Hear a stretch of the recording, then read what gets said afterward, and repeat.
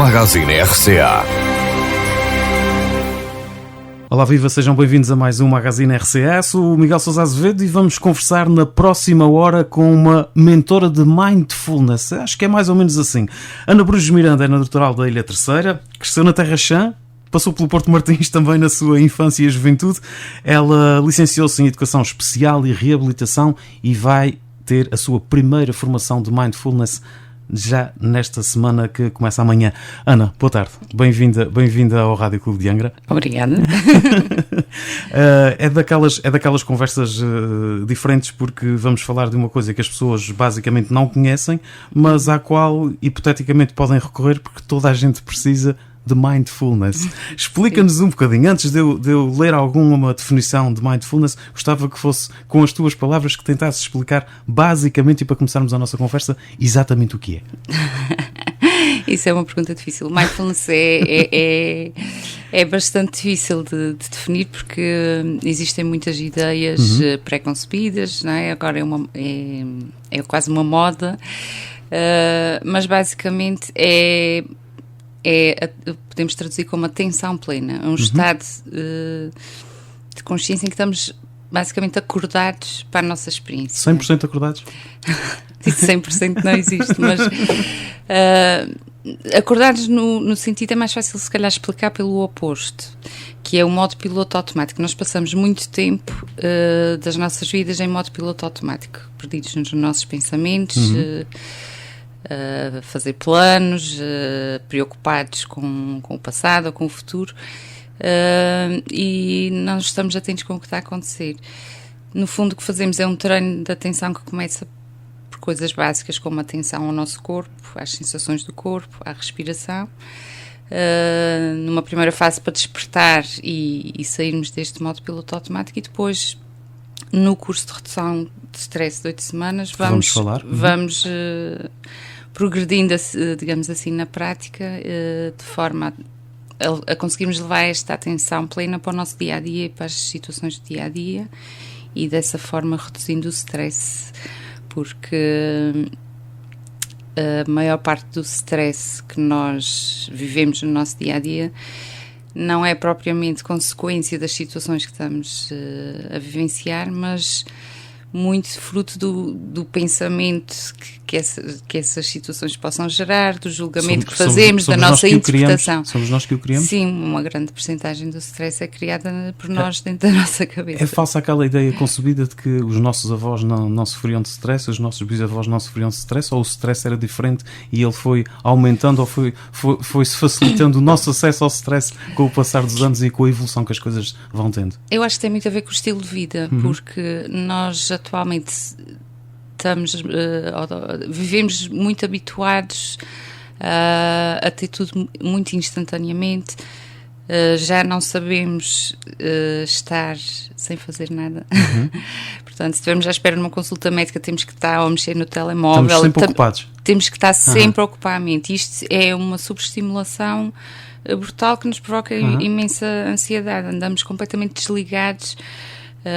Nesse sentido, sim, talvez antigamente as pessoas tivessem um bocadinho menos de stress. O tempo livre era mesmo tempo livre. O tempo livre era mesmo tempo livre. E se a gente regressar à nossa infância no Porto Martins... Exatamente, ia-te dar esse exemplo. Aqui, que tu tens aqui o objetivo de ter uma vida mais tranquila e preenchida. Ela não deixava de ser preenchida. Esse tempo livre era preenchido. Havia uma criação de motivos. Exatamente. Eu lembro-me, por exemplo, o meu pai era uma pessoa super ocupada, mas quando chegava ao Porto Martins íamos todos para a piscina, fazíamos aqueles jogos em família, íamos todos em fila a dar mergulhos. Quer dizer, todo o tempo livre que tínhamos era vivenciado de uma forma muito mais presente e se calhar muito mais rico. Os jogos de cartas ao serão com os avós, havia muito mais proximidade entre as pessoas. Não que hoje em dia não estejamos próximos, mas andamos se calhar muito distraídos estamos em casa com a família, mas estamos nas redes sociais, estamos na televisão, estamos... É um contrassenso que, com tantas plataformas para comunicamos cada vez menos uns com os outros, não é? Exatamente. Estamos menos conectados, no fundo. E depois assustamos ao fim de uma semana quando vemos aquelas estatísticas, 3 horas e meia, exatamente. 4 horas ligados a uma máquina que cabe na palma da mão.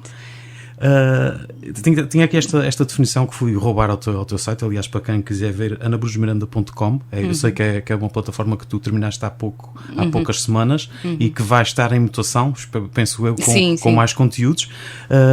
O mindfulness é a consciência que surge quando prestamos atenção intencionalmente e sem julgamento ao momento presente. Isso é quase um retrocesso temporal, é voltar às origens saudáveis e tentar agarrar-nos a coisas que efetivamente nos dizem respeito e às quais devíamos estar ligados de outra forma. Sim. Foi um bocado rebuscada esta pergunta, mas penso que perceberam.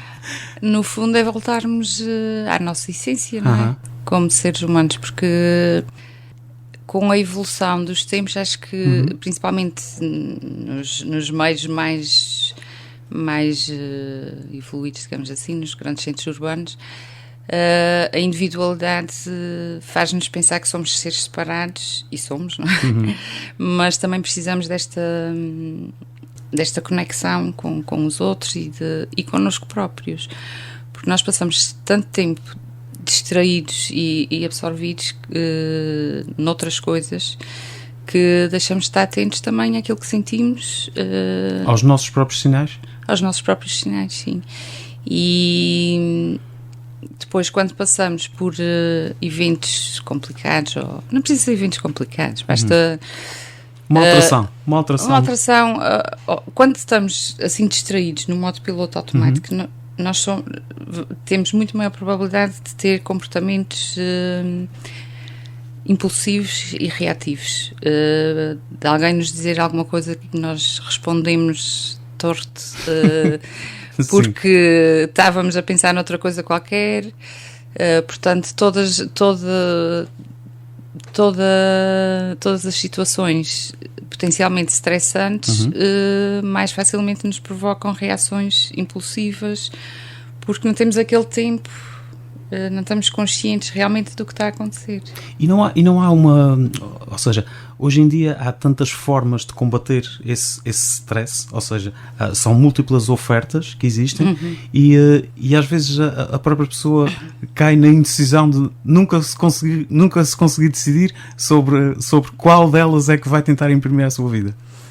Também pode acontecer isso? Também pode acontecer. E isso pode ser um motivo ainda de superpor stress ao stress que já existe?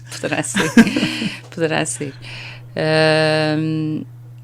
E existem, mesmo no próprio mindfulness, existem muitas abordagens que surgiram depois do MBSR se tornar conhecido, ou mais conhecido internacionalmente, e há muito marketing também associado a estas questões que por vezes desvirtua o próprio conceito de mindfulness, porque também pela possibilidade de haver tantas plataformas para chegar às pessoas, e depois também tem que ser a própria pessoa a fazer a sua triagem e tentar exatamente. Perceber o que é gato, o que é lebre, não é? Exato, porque basicamente o mindfulness, fazemos este treino da atenção, mas o objetivo é aceitarmos um bocadinho a vida com tudo o que ela tem para nos oferecer, porque nós vivemos muito presos, ou temos muita tendência para querer afastar aquilo que são as experiências desagradáveis e de nos agarrarmos às experiências agradáveis, não é? E andamos nesta luta constante, e a vida é feita das duas coisas. Há experiências que são agradáveis, fazem parte, tudo faz parte da vida, e o objetivo é conseguir estar com tudo o que a vida tem para nos oferecer de uma forma mais tranquila. Trabalhamos muito a aceitação neste sentido de deixarmos de lutar um bocadinho. Era isso que eu ia dizer. O ser humano hoje está constantemente contrariado, ou sente-se contrariado, e ele próprio contraria as situações. Sim, é um bocadinho por aí. Nós, pegando num exemplo prático, um diagnóstico de uma doença crónica é sempre uma situação complicada. Qualquer que seja ela. Sim, qualquer que seja ela. Seja uma doença física ou de forma mental. Por exemplo, uma diabetes. Não é? Recebo um diagnóstico de diabetes. A aceitação do diagnóstico é muito mais do que a aceitação do rótulo da doença, não é? há um conjunto de alterações que eu tenho que fazer na minha vida para conseguir manter uma vida equilibrada. E que a partir dali se torna uma prioridade absoluta. Sim. E isso não tem que ser uma coisa catastrófica, Exato. obrigatoriamente, porque há coisas que nós podemos fazer para termos uma vida equilibrada, apesar de termos recebido um diagnóstico de uma doença. A aceitação implica ter a consciência desta realidade toda. Não é a aceitação do diagnóstico, é a aceitação de que a minha realidade se alterou e de que eu posso fazer alguma coisa para viver bem com essa realidade. Mas isso exige uma mudança. Exige uma mudança, mas muitas vezes... É encarada logo como uma coisa má. Sim. Ou seja, o diagnóstico de uma doença nunca é uma coisa positiva. Nunca é uma coisa positiva. Mas pode-se transformar isso numa mudança de vida que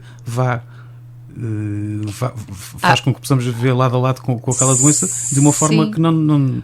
Por isso há duas pessoas com o mesmo diagnóstico, há pessoas que uma delas poderá ter uma vida perfeitamente normal e aquilo não é um problema para ela, e uma pessoa que não aceite bem o diagnóstico e que não faça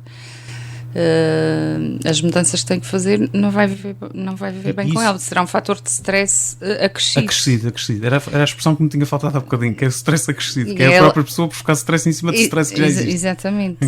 Isto pode-se aplicar a todas as situações de vida, não é só a um diagnóstico. Não Sim, é? uma mudança de trabalho, ou uma perda de trabalho, ou qualquer falecimento de alguém.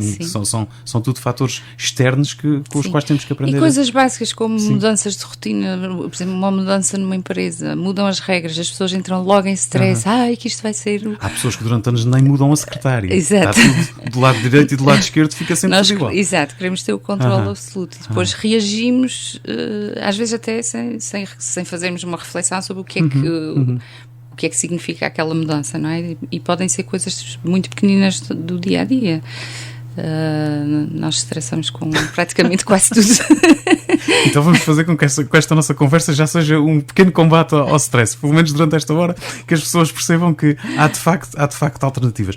Relativamente ao teu percurso profissional, tu licenciaste em Educação Especial e Reabilitação e atualmente és psicomotricista na área da saúde mental e psiquiatria no Hospital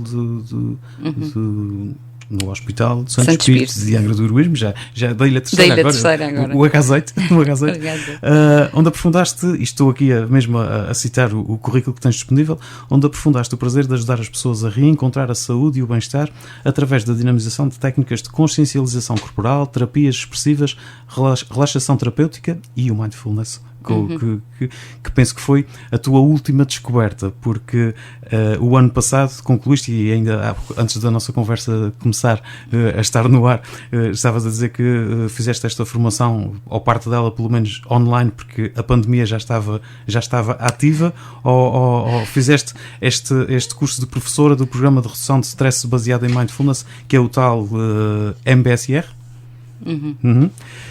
Fizeste-o na Universidade da Califórnia. Sim. Como é que tiveste acesso a isto, para começar? Ou o que é que te despertou para que efetivamente quisesses ir buscar mais uma ferramenta?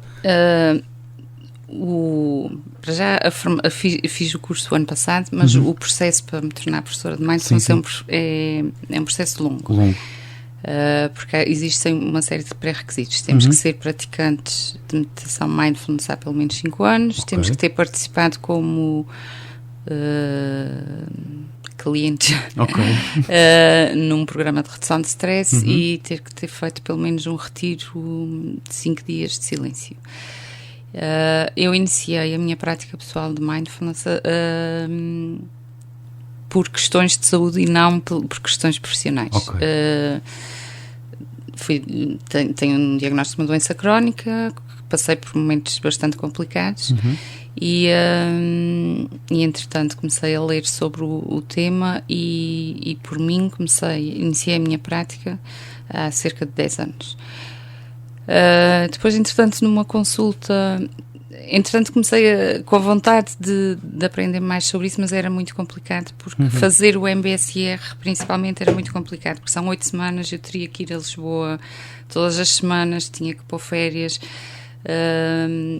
e não estava a conseguir Aliás, eu fiz primeiro o retiro do silêncio, que é uma coisa que não se deve fazer, porque era mais fácil a logística, e só então é que fiz o MBSR, porque na altura não se fazia online, e quando vi que havia um professor inglês que ia fazer online, inscrevi-me logo e avancei.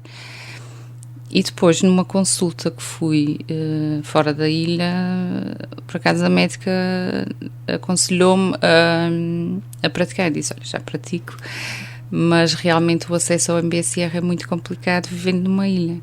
E ela disse, então, mas então porquê é que não fazes tu o curso e começas a dinamizar lá na ilha? E eu fiquei... Já tinha o bichinho, fiquei mesmo a pensar naquilo. Entretanto, descobri que os professores da Universidade da Califórnia vinham a Portugal fazer o curso intensivo e inscrevi-me. O curso começava em abril, em março veio o confinamento. Okay. Eu tive o mês de março todo num stress terrível, acrescido, porque eles não decidiam... Obviamente não podiam fazer porque estávamos confinados, sim. Não se decidiam se adiavam, se não adiavam, nunca tinham feito online. Portanto, até uma semana antes de iniciar, eu não sabia se ia realmente avançar, até que eles se decidiram por fazer o formato online. Para mim foi uma vantagem, poupei o dinheiro da viagem. E correu muito bem, porque realmente estão... Com as tais desvantagens que há pouco também falávamos da formação online. Sim, mas que por acaso, é o que eu estava a dizer, no Mindfulness funcionou muito bem e até funciona porque nós, cada um nas suas casas, fechámos-nos num quarto e foi um curso intensivo. Estes cursos são sempre práticos. Mas a interatividade não era uma coisa tão necessária ou também era, existe? mas ela foi conseguida, porque eles depois criavam mini-salas. Foi muito giro, funcionou muito bem. Entretanto, também já fiz este ano um curso prático de 10 semanas, também na Universidade da Califórnia, também correu muito bem. As coisas, eles conseguiram criar uma estrutura. As motivações, e isto tratando-se, portanto, de professores que vivem numa outra realidade, são de outro país, as motivações são transversais. Só uma coisa, como é que nós podemos catalogar a necessidade que as pessoas têm de procurar esse tipo de auxílio, que ao fim e ao cabo é o que ele é, sendo a sociedade tão global como ela é agora, conseguem-se encontrar pontos em comum de porque é que as pessoas estão atrás dessa forma alternativa de melhorarem a sua vida? Sim, o ponto em comum é a nossa humanidade comum. Não há nada mais comum do que isso. Somos todas pessoas e todos sofremos pelos mesmos motivos. Todos sofremos pelos mesmos motivos. É claro que isto é uma área que requer um compromisso pessoal muito grande. Mesmo não para ser professor, a prática de mindfulness em si requer um compromisso pessoal, porque só funciona se nós praticarmos todos os dias. Não é preciso praticar muito tempo, bastam 10 minutos por dia, já faz grande diferença. Agora, praticar 1 hora um dia por semana não é tão eficaz. É preferível praticar 10 minutos todos os dias do que tirar um dia para fazer... Para haver uma ligação diária, sucessiva. Sim. Entretanto, perdi-me. Não, estavas a dizer como é que depois acabaste a formação e depois, entretanto, já fizeste mais um outro curso intensivo. E quando é que achaste que estava na hora de tu dares a conhecer o que já tinhas aprendido? Não, eu entretanto comecei a fazer workshops de introdução, também para que as pessoas pudessem experimentar antes de avançar com o MBSR. Agora reencontrei-me. Estava a dizer, porque o MBSR exige realmente um compromisso muito grande. Eu costumo dizer às pessoas às vezes perguntam, mas achas que me devo inscrever? Não sei bem se vou conseguir. Não vale a pena. Se houver dúvidas, é melhor não avançar? Se houver dúvidas de que vamos realmente ter este compromisso com a prática, é preferível não avançar, porque este compromisso é a base. É a base de tudo. Não conseguimos resultados se não praticarmos e depois vamos ficar frustrados porque fizemos o investimento e acabámos por desistir. Ou seja, não é daquelas coisas em que as pessoas se vão inscrevendo, como há agora tantas ofertas, e especialmente depois do boom da pandemia, boom neste caso num sentido negativo, em que hoje em dia temos formações de tudo e de mais alguma coisa à distância de um clique. Esta não é uma daquelas que se faz, são 3 dias, 4 dias e depois vamos à nossa vida. As pessoas podem fazer isso. Mas o objetivo não é esse. O objetivo não é esse, obviamente. Os workshops, sim, faço. Os workshops faço para 2 públicos. Em parte para dar a conhecer o mindfulness para as pessoas que não conhecem e que nunca experimentaram terem um cheirinho. E faço em formato de mini retiro de uma manhã para pessoas que já têm alguma prática e querem um momento de prática em grupo, porque esta questão de praticar em grupo também. E a partir daí poderão dar os outros passos.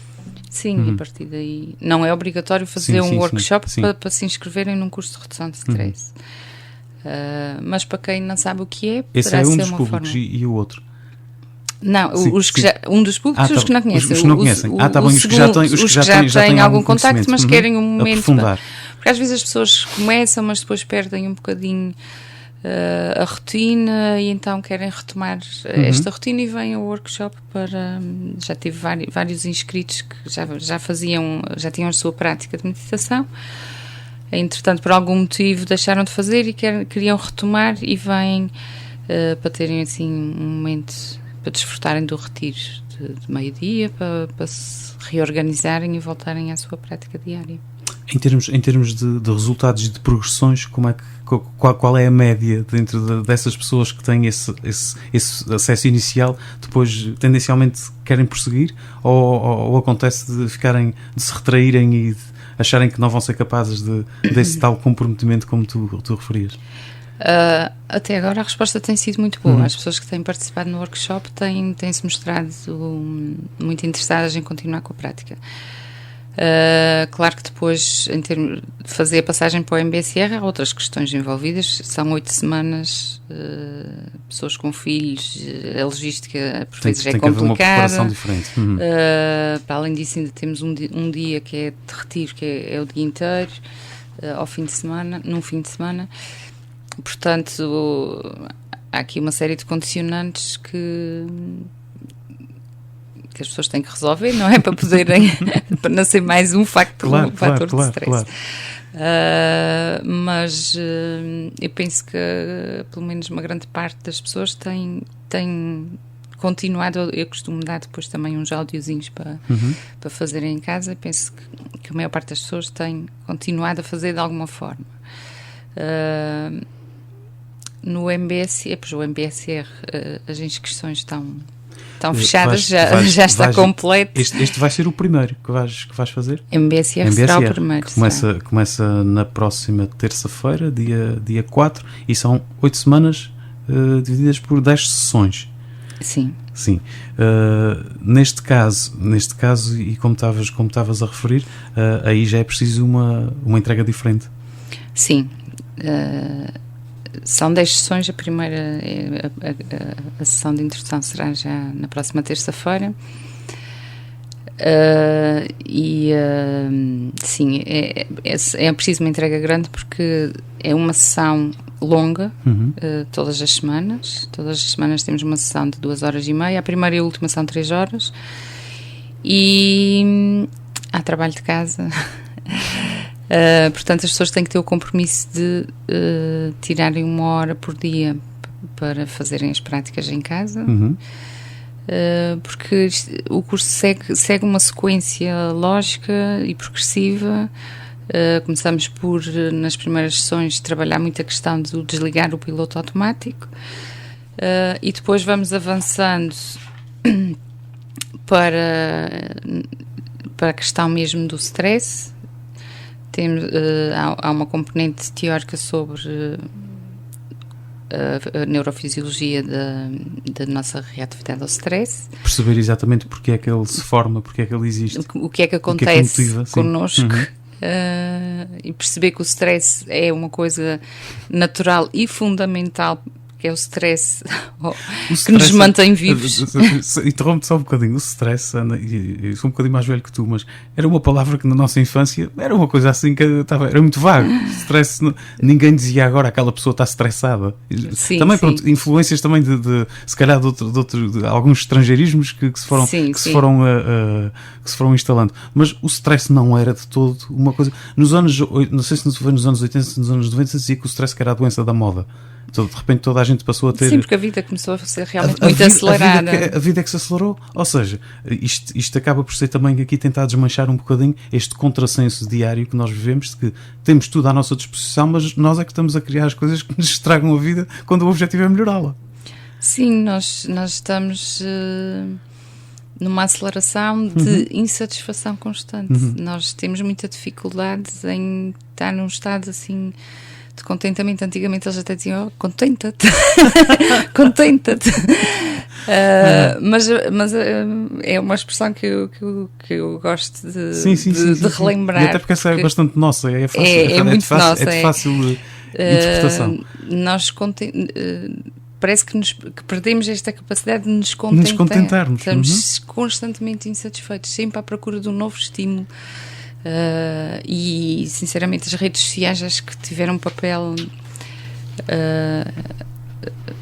importante neste agravamento. Eu sinto isso, eu tive muito tempo fora das redes sociais.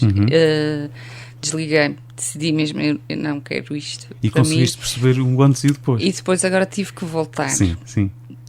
Não de outra forma. E continuo sem gostar. Que é um direito. Mas tem que ser. Mas sinto isto, absorve-nos muito tempo e muitas vezes nem estamos ali a fazer nada. Portanto, isto dá-nos a sensação de falta de tempo, que é uma sensação falsa. Nós achamos que o nosso dia... e há muita gente que acha que não vai conseguir praticar o mindfulness porque acha que não vai ter tempo. Mas, na verdade, nós queimamos imenso tempo durante o nosso dia. Perdidos nos nossos pensamentos. E a prática diária de mindfulness, ao contrário do que as pessoas pensam, não nos vai tirar tempo, vai acrescentar tempo ao nosso dia, porque nós vamos estar muito mais conscientes destes nossos comportamentos impulsivos. Mais despertos. Vamos gastar menos tempo distraídos nestas coisas e os dias tornam-se maiores. Onde é que entra aí a nossa gestão própria de energia? Porque penso que também é um problema do dia-a-dia moderno, é que de facto distribuímos energia a mais em coisas onde não devíamos gastar e depois, efetivamente, onde precisávamos de estar a 100%, a energia já se foi porque nos cansamos a gastar tempo com coisas que não são reprodutivas. Sim, e gastamos muito tempo. Isto é daqueles desabafos que todos fazemos, porque fazemos exatamente todos o mesmo erro. Quase toda a gente comete este erro. E gastamos muita energia a pensar. Nem temos noção disso. Os nossos pensamentos ruminantes e a nossa preocupação constante suga-nos muita energia. A prática do mindfulness também nos recarrega energias. Fazer 20 minutos de prática, para mim, pode ser às vezes mais regenerador do que uma boa noite de sono. Às vezes aqueles dias que uma pessoa sai do trabalho já até com dor de cabeça de tanta tensão, parar 10 minutos a fazer um exercício de atenção à respiração, a dor de cabeça desaparece, porque ela é fruto de tensão. E permite-me depois continuar o dia muito mais tranquila, muito mais liberta e mais atenta. Relativamente a este programa que vais iniciar na próxima semana, é um cúmulo de várias experiências que tu juntaste, ou seja, tu fizeste a tua própria formação, ou há aqui uma linha que tem de ser seguida e que permite algumas pequenas adaptações? O MBSR só se pode chamar MBSR se seguirmos o currículo do Jon Kabat-Zinn. É claro que Jon Kabat-Zinn, que foi o senhor que disse exatamente que o mindfulness é a consciência que surge quando prestamos atenção intencionalmente e sem julgamento ao momento presente, que eu citei há bocadinho no princípio. Sim, o Jon Kabat-Zinn é o pai do mindfulness. É o guru do mindfulness. Guru não, é o pai do mindfulness, é o criador. se eu quiser chamar MBSR, Programa de Redução de Stress baseado em Mindfulness, tem que seguir, obviamente, o currículo dele. É claro que o currículo não é uma coisa estanque. Eu até costumo dizer, um curso de MBSR, vamos estar 10 pessoas numa sala, são 10 cursos, porque é um curso experiencial em que nós vamos olhar para nós, cada um vai olhar para si, não é? E cada um parte do ponto em que está naquele momento, ou seja, são 10 cursos diferentes. Eu estou a orientar, a seguir uma estrutura, mas são 10 cursos diferentes, são 10 experiências diferentes. Tu próprio vais lidar com essas 10 diferentes experiências? Vamos todos. Vão todos. Vamos pronto. Todos, porque é em grupo. O conjunto. É em grupo. Como é que isso... A minha curiosidade tem sempre a ver com a dificuldade que as pessoas têm de partilhar as coisas numa altura em que as pessoas partilham tudo e mais alguma coisa, até o que têm dentro do prato. Sim. Mas depois, o que lhes vai dentro da alma, se assim podemos chamar, há de facto uma dificuldade grande das pessoas em se abrirem e em terem sempre medo de estarem a ser julgadas por causa de desabafarem mais do que deviam. Sim, ainda bem que fazes essa pergunta, porque é importante também esclarecer uma coisa. Por isso é que o Mindfulness é tão difícil de explicar. Estes cursos fogem completamente a todas as ideias que nós temos de educação, de formação, até de terapias de grupo, porque isto, na verdade, não é uma terapia de grupo. O MBSR. Existem outras terapias baseadas em Mindfulness que foram depois criadas a partir do programa do Jon Kabat-Zinn. Com esta raiz comum. Todas com esta raiz comum, todas a partir do programa de Jon Kabat-Zinn. Portanto, a forma de aprendizagem é completamente diferente. E o nosso objetivo é sintonizarmos com a nossa experiência, ou seja, com o que estamos a sentir no nosso corpo, com sintonizarmos com os nossos sentidos, com os sons, com até com o paladar. Também temos exercícios de mindful eating, e percebermos o nosso pensamento. Mas o objetivo não é partilharmos o conteúdo do nosso pensamento. Okay. Até porque o nosso pensamento pode ter... Nós, quando prestamos atenção aos pensamentos que nos surgem, começamos a perceber que nós estamos constantemente a pensar, a fazer associações, e há muitos pensamentos que são impartilháveis. Também. Porque o nosso cérebro está constantemente, o nosso córtex cerebral está constantemente a criar ligações, associações, e o que nós fazemos é tomar consciência do que está a acontecer e não dar valor, não criar uma narrativa sobre aquilo que estamos a pensar. Portanto, é tudo ao contrário daquilo que estamos habituados a fazer. Sim. Fazemos isto nos momentos de prática, obviamente, exatamente para depois, no nosso dia-a-dia, conseguirmos ter esta noção de que as coisas estão a acontecer connosco. Isso leva-nos depois a uma forma diferente de lidar com os estímulos? Ficamos muito mais conscientes deles. Mas percebendo quais são os estímulos que são de facto bons e os estímulos que não são tão bons? Como é que conseguimos fazer essa destrinça? Isto é como estás a dizer, isto é difícil de explicar assim, mas era só ao fim de 50 minutos, saíssemos daqui e já soubéssemos o que era, punha em causa a necessidade dessa formação. Mas... Não vai mudar nada, não muda nada em nós não vamos ver coisas diferentes, portanto não é nenhuma experiência transcendente. Há muitos mitos, e as pessoas às vezes perguntam, as energias, ou vou deixar de pensar. Quando te perguntei aquilo das energias, tinha a ver exatamente por causa da múltipla oferta que existe hoje em dia, de várias coisas que podem reconfortar a vida de alguém, e depois cada um encontra o caminho que mais lhe agrada e que mais lhe convirá. E cada um é livre de procurar essas coisas. A questão não é essa. Agora, a essência do mindfulness não tem nada a ver com nada de transcendente, nem é vazar o pensamento, nem é uma técnica de relaxamento. É simplesmente conseguirmos estar com a nossa experiência como ela é, seja ela agradável ou desagradável. Usamos depois uma série de exercícios descontextualizados, podem parecer um bocadinho estranhos, mas que são feitos no contexto da formação e que são exercícios que nos treinam, o nosso cérebro para estar desperto para estas coisas no dia a dia. E são complementares? Ou seja, existe uma ligação entre todos eles? Sim, nós seguimos uma sequência. Exatamente isso. Até porque, eu costumo dizer, o mindfulness é uma coisa inata.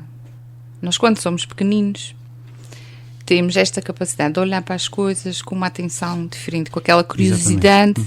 E o mindfulness é isto, é olhar para as coisas da mesma forma que as crianças olham quando estão a descobrir uma coisa nova. Se estão a comer imagina uma criança vê um morango pela primeira vez, vai experimentar, fica ali com ele na boca e vai saboreando e está realmente atento àquilo. E o treino é isto, é voltarmos a conseguir estar sintonizados com a nossa experiência. Porque à medida que vamos crescendo vão-se automatizando os comportamentos. Exato. E quanto mais automáticos, mais facilmente entramos no modo piloto automático. Não é por acaso que aqueles comportamentos que fazemos todos os dias, como conduzir, lavar os dentes, tomar duche, são comportamentos, são atividades em que nós muito facilmente vamos para outro sítio. Quantas vezes vamos a conduzir e chegamos ao fim e não nos lembramos do caminho. Isto são as experiências de modo piloto automático. O que nos acontece, à medida que vamos crescendo, para além de automatizarmos os comportamentos, também vamos criando muitas ideias, a nossa experiência vai nos moldando, não é? E nós muitas vezes ficamos agarrados às nossas experiências e não queremos sair delas. É quase como se já soubéssemos tudo e ficamos presos àquela ideia de que eu sei. E depois acontece uma situação desagradável, eu sei que isto vai ser catastrófico, não é? E se calhar depois criamos ali uma bola de neve com as situações, porque ficamos muito presos a esta ideia de já sabermos o que é que vai acontecer a seguir. E na verdade não sabemos, porque cada experiência é única, cada momento é único. Se eu tenho uma experiência má, por exemplo, num restaurante com um alimento que nunca experimentei, imagina, vais a um país estrangeiro e provas um alimento e aquilo sabe-te horrivelmente mal. Sim. Mas por acaso tu não sabes, porque nunca o provaste, mas por acaso aquele estava estragado. Mas tu provavelmente nunca mais vais querer experimentar aquele alimento. Sim, vais dizer, eu odeio aquilo. A não ser que tenhas já a abertura de, numa outra situação, voltar a experimentá-lo e até acontece que ele estava fresquíssimo e ótimo e depois vais ficar surpreso. Afinal isto é maravilhoso. E eu a pensar que odiava isto. O tempo que perdi. A odiar isto. Porque tinha a certeza absoluta que não gostava. Pronto, são exemplos muito práticos. Mas depois também transportamos isto um bocadinho para as situações do dia a dia. Vamos explorando as situações que são mais geradoras de stress, que são também únicas de pessoa para pessoa. Exato, por isso é que eu digo que cada curso é um curso. E há na sessão agora 6, se não me engano, abordamos também a comunicação e os relacionamentos, porque é se calhar das situações que nos provocam mais stress, ou o que nos provoca mais stress são as outras pessoas. Exatamente pelo mesmo motivo, porque nós criamos ideias, se um primeiro contacto é desagradável, nós já não queremos ter um segundo. E depois é uma coisa que a pessoa usa como bandeira. Isto comigo, isto é logo à primeira. Esse é um aspecto. Outro aspecto é o aspecto que nós, quando estamos muito estressados, por exemplo, no local de trabalho, muito atarefados e muito acelerados, somos muito reativos e depois geram-se ambientes de trabalho complicados e ficamos a pensar que a pessoa disse aquilo porque está a pensar não sei o quê e vamos fazendo assim uma rede de pensamentos e de julgamentos que muitas vezes geram conflitos. E mesmo em casa, por exemplo, os ambientes familiares, para as pessoas da nossa família, se calhar são as que nos conhecem melhor e onde estamos mais descontraídos e onde se calhar nos relaxamos mais e acabamos por ser mais reativos até. Sim. E os momentos que estamos em casa, estamos a fazer aquelas tarefas rotineiras em que estamos muitas vezes no piloto automático. E quando estamos no piloto automático, somos muito mais reativos. Eu costumo dar nos meus cursos o exemplo das manhãs, quando temos miúdos e estamos cheios de sono e atrasados para o trabalho e falta a lancheira e falta o casaco e estamos naquela correria. muito mais depressa uma mãe se zanga de uma forma impulsiva e depois fica estressada porque se zangou o dia todo e não devia ter falado assim. E a noite está cansada e zanga-se outra vez porque está cansada. Exatamente. Então, são pequenas coisas, são coisas muito básicas do nosso dia-a-dia, mas que quando conseguimos estar mais focados, elas desaparecem. Não desaparecem completamente, obviamente, porque vamos ser sempre humanos e vamos ter sempre dias bons e dias maus. Quando tentas iniciar alguém, é com esses exemplos práticos é com esses exemplos práticos que se conseguem cativar as pessoas para elas perceberem que de facto precisam de qualquer coisa? Ou não é sempre necessário? Não, eu não tento cativar as pessoas. Acho não, que as pessoas... cativar no sentido que, atenção, as pessoas é que vão à procura, as pessoas vão à procura e tem que ser. Mas digo no sentido de as conseguir despertar, porque eu acredito que as pessoas são muito reticentes e muitas vezes são muito medrosas e têm medo da mudança, ao fim e ao cabo. E por isso a prática em grupo do MBCR é tão importante. Nós não nos focamos em nada de muito íntimo, mas as pessoas começam a perceber que toda a gente se irrita, que toda a gente sente medo de uma vez por outra, claro. Que toda a gente tem dificuldade em fazer os exercícios de meditação. E eu acho que é uma parte fundamental do curso percebermos que, afinal não há ninguém perfeito. Afinal toda a gente estressa, afinal toda a gente sofre. Mas há muita gente que vive sem nunca ter essa noção, realmente. Sim. E são mais pessoas, com o andar da vida percebemos que há mais pessoas assim do que pessoas que pensam que afinal errar é comum e faz parte.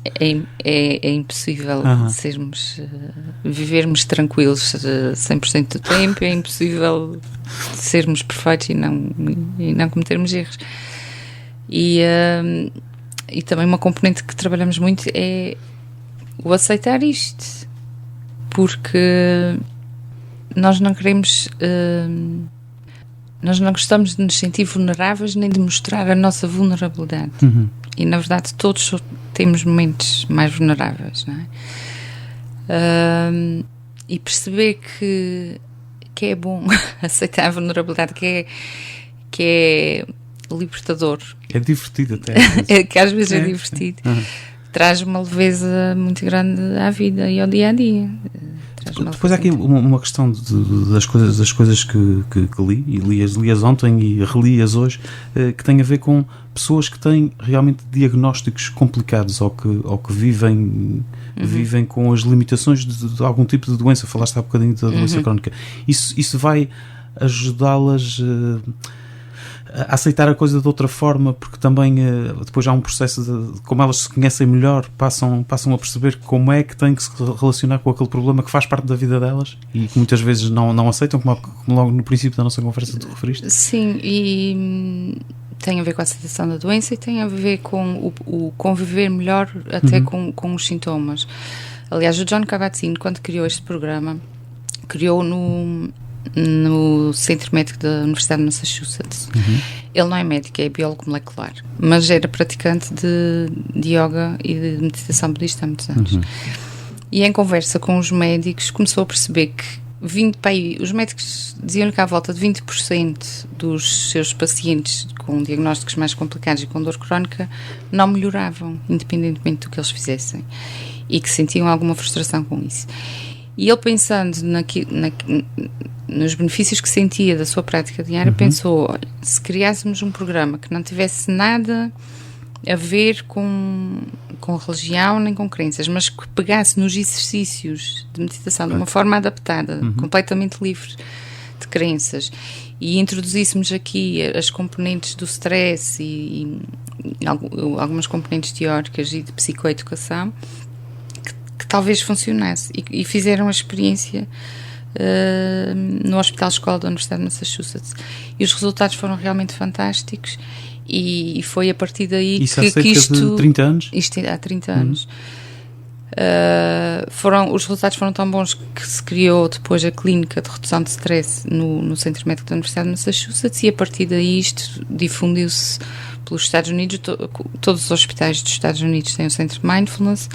Na Europa, o Reino Unido, a mesma coisa. Aliás, o Reino Unido está super à frente, já introduziu nas escolas, já introduziu... Também essa referência ao que pode fazer em termos de desempenho profissional, académico, mas também desportivo. E desportivo, em termos de alta competição, os Estados Unidos, as equipas da NBA quase todas já têm isto há anos. O Michael Jordan já praticava meditação naquela altura, aquele grupo todo. E em termos dos atletas olímpicos, há um programa muito giro que é o The True Athlete Project, que é um programa de mentoria que inclui o Mindfulness, e que são todos atletas olímpicos que depois fazem mentoria a jovens talentos. É muito engraçado. Mas voltando à doença crónica, os benefícios são tão comprovados. Como é que ajuda? Ajuda a lidar com a dor. A dor tem duas componentes. Há a dor primária, que é a dor física realmente, e há a dor secundária, porque nós, quando estamos muito centrados na dor e quando achamos que aquela dor é muito incapacitante, nós acrescentamos muito sofrimento à dor. E a própria prática de meditação, há exercícios em que nós aprendemos a estar com a dor. Não significa que a dor vá embora, mas atenua. E isto é também muito libertador. E depois há outra componente. Foi o que aconteceu comigo, que é quando nós temos a dor, mas depois temos aquele lado competitivo que... Era isso que eu te ia perguntar. Aquilo treina-se, isso treina-se. Não, o lado competitivo de não ouvir a dor e não saber quando é que temos que parar. E agravamos o nosso estado de saúde porque não soubemos parar, porque queremos continuar a fazer BTT, a fazer desporto, a fazer... E estamos naquela luta de não querer abdicar de certas coisas.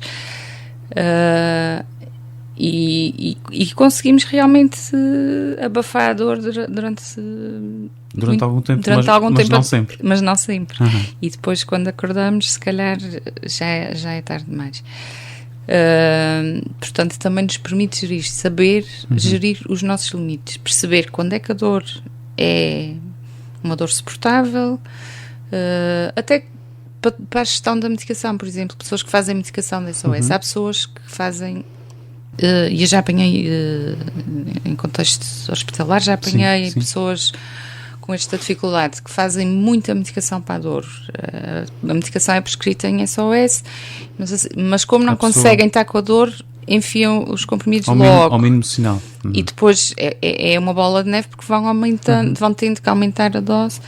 Portanto, também há o inverso. A pessoa que aguenta, não vou tomar nada. Exatamente. Portanto, é aprender também um bocadinho a gerir isto. Quando é que a dor, quando é que eu estou no limite, quando é que o limite é saudável ou não, se posso ir mais além, se devo recuar, aprender a fazer esta gestão. Quando é que... E isto depois aplica-se a tudo na vida. Quando é que estou a trabalhar demais? Quando é que estou a comer demais? Quando é que estou... É melhorar a relação das pessoas com os stressores inevitáveis da vida? Sim. É muito difícil. Como é que tem sido, naturalmente, e agora numa fase em que estiveste a preparar esta tua primeira experiência, portanto, por tua conta, como é que tens visto a reação das pessoas? De curiosidade, de muito interesse, de... Tenho visto tudo, porque há muita gente isto é uma data de temas, aliás, de termos que entraram no nosso dia-a-dia e que as pessoas muitas vezes confundem as coisas. Sim, as pessoas confundem as coisas. Há muitas pessoas que também utilizam, se calhar incorretamente não é? O conceito de mindfulness. Vemos, se calhar, muito associado a conceitos de positivismo, de coisas assim mais ligadas, mais comerciais, digamos assim.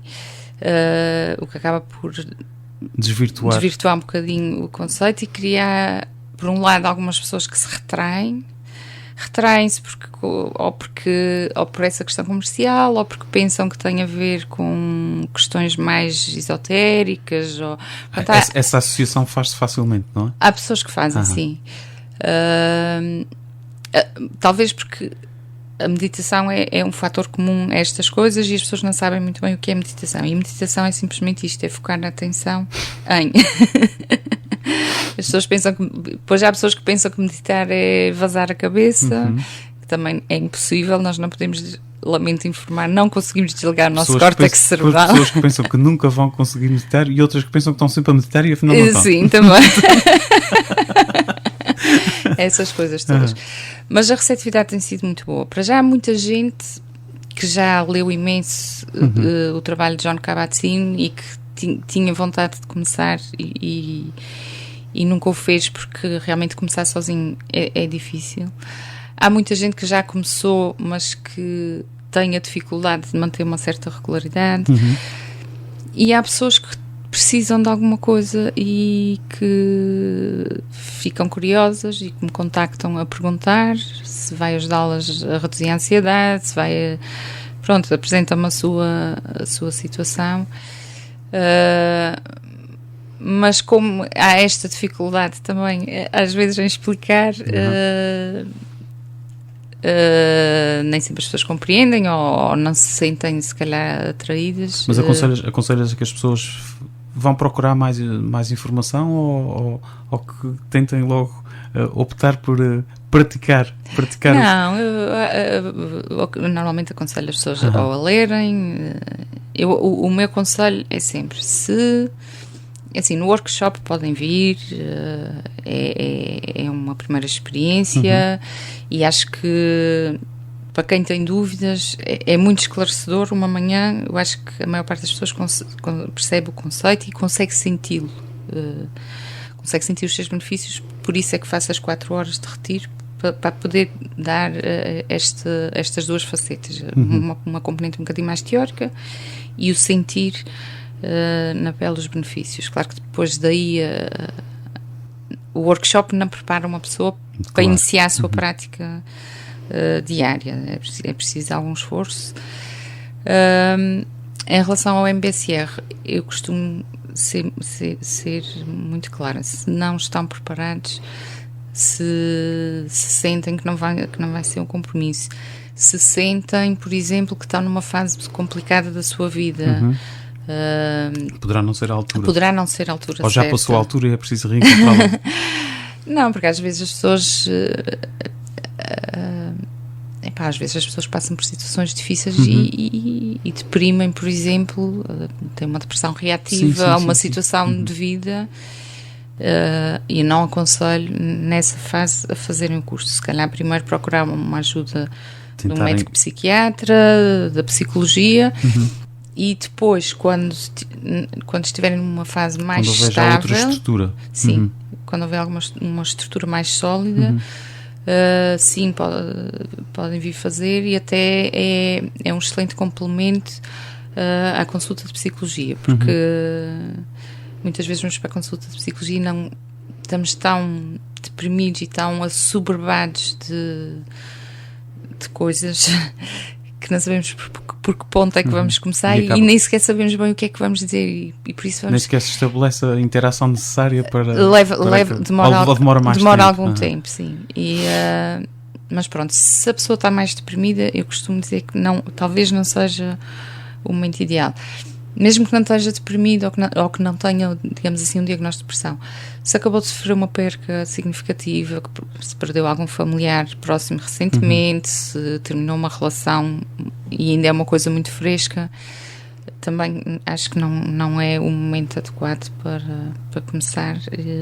É sempre preferível deixar as coisas estabilizarem um bocadinho. Muito bem, Ana, e sabes que passaram quase 55 minutos em que estivemos aqui a trocar impressões sobre esta tua nova experiência em termos de orientação, e que esperemos seja benéfica para as pessoas que vão participar que vão participar nas próximas. Fica sempre aqui, e é uma coisa que quase faço gala disso, fica sempre aqui a impressão de que quando acaba a conversa ainda tínhamos muita coisa para dizer. É sinal que temos que repetir a conversa sobre este ou sobre outros temas o mais brevemente possível. Ana Bruges Miranda foi a nossa convidada do Magazine RCA de hoje.